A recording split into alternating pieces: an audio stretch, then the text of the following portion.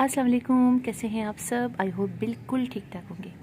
ये मेरे करौंदे का प्लांट है जिसमें इस वक्त बहुत सारी कलियां निकली हुई हैं और फ्लावर भी खिला हुआ है।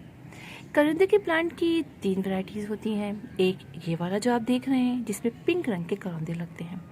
इसके अलावा एक वेरीगेटेड होता है और एक होता है ज़रा बड़ा बुश प्लांट बन जाता है, बुशी सा, और जिसके अंदर करौंदे लगते हैं जो कि अचार में और स्वीट डिशेस वगैरह में डाले जाते हैं।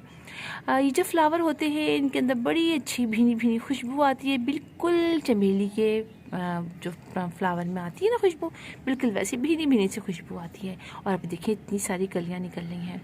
ये प्लांट सन लविंग प्लांट है। इसको आप जितनी देर धूप में रखेंगे उतना ही अच्छा ये ग्रो होता चला जाएगा।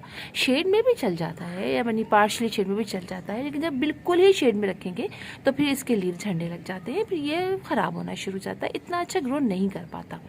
और धूप में रखेंगे तो खूब अच्छा बढ़ता चला जाएगा, खूब इसके अंदर फ्लावरिंग भी होगी। और फ्लावरिंग ज़रा मेच्योर प्लांट हो जाता है तब इसके अंदर होती है।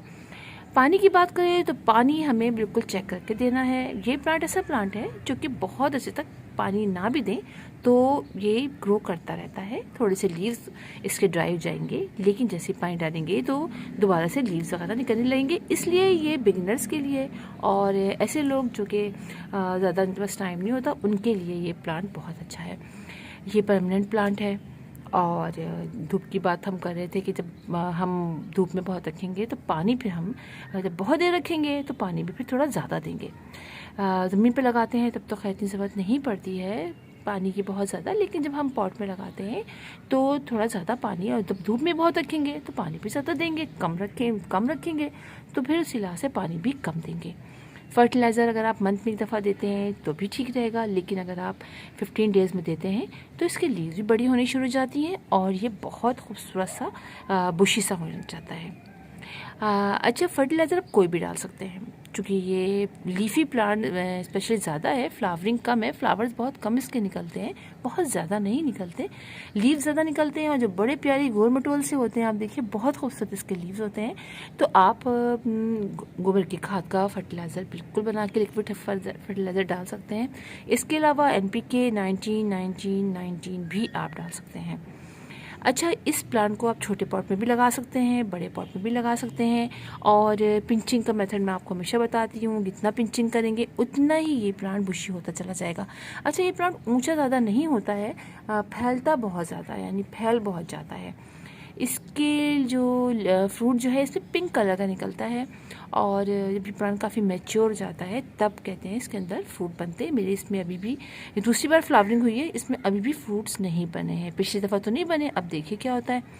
इसके अलावा जो इसके स्टेम और इसके लीव्स के बारे में कहा जाता है कि इसके अंदर पॉइजन होता है, लिहाजा आप जब भी काम कीजिए इस प्लांट के साथ इसको पिंचिंग विंचिंग करें, उसके बाद हैंड वॉश कर लीजिए और बच्चों वगैरह से जैसा इसको बचा के रखिए।